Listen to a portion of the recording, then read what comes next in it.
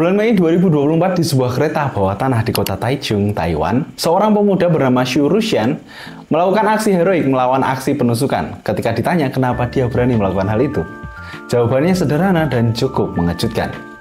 Kalau itu adalah Himmel, ia pasti bakal melakukan hal yang sama.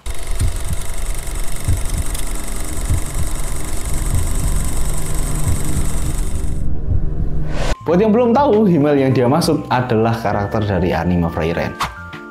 Himmel ini sebenarnya itu bukan karakter utama ya, tapi dia itu sosok pahlawan yang temennya Frieren tersebut gitu. Tapi bukan soal perangnya yang bikin banyak orang jatuh hati terhadap Himmel, justru karena sikapnya.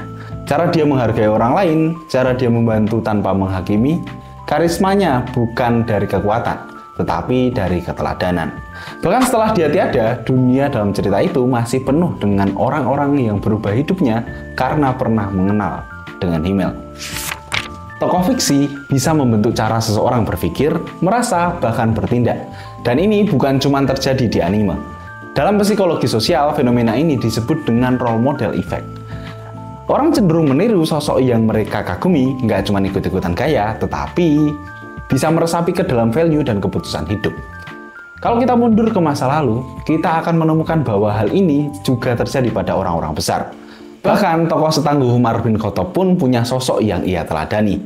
Ada satu kisah yang cukup dikenal. Saat Umar mencium Hajar Aswad, beliau berkata, "Wahai batu hitam, aku tahu kamu cuma batu. Kalau aku tidak melihat Rasulullah menciummu, aku tidak akan melakukannya." Simple, tetapi maknanya dalam banget. Umar itu cerdas, kritis, bukan tipe yang melakukan sesuatu tanpa alasan. Tapi ketika dia melihat Nabi melakukannya, dia ikut. Karena di matanya, Rasulullah adalah contoh nyata dari kebaikan yang utuh. Kalau kita cari data dari luar Islam pun, sosok Rasulullah tetaplah luar biasa. Dalam buku 100 tokoh paling berpengaruh sepanjang sejarah, karya Michael Edgard, Rasulullah SAW ditempatkan di urutan pertama. Alasannya jelas, beliau adalah satu-satunya tokoh dalam sejarah yang berhasil luar biasa dalam dua bidang sekaligus.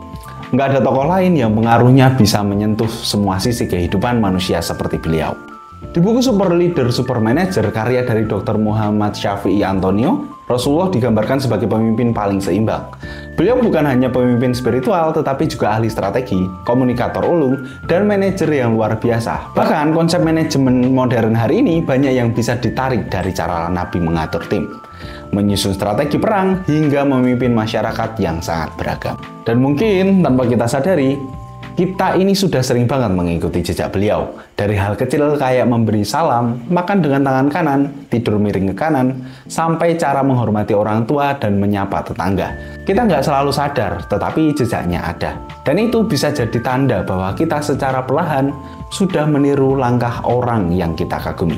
Bahkan sebelum kita benar-benar menyadarinya. Jadi, kisah Xu Rushan yang terinspirasi dari Himmel sebenarnya mengingatkan kita pada sesuatu yang sudah ada sejak lama. Tentang kekuatan keteladanan, tentang bagaimana satu sosok bisa membentuk banyak hati, dan tentang gimana pilihan kita terhadap siapa yang kita kagumi bisa menentukan siapa diri kita ke depannya. Sampai jumpa di Jurnal Ar-Rahman selanjutnya.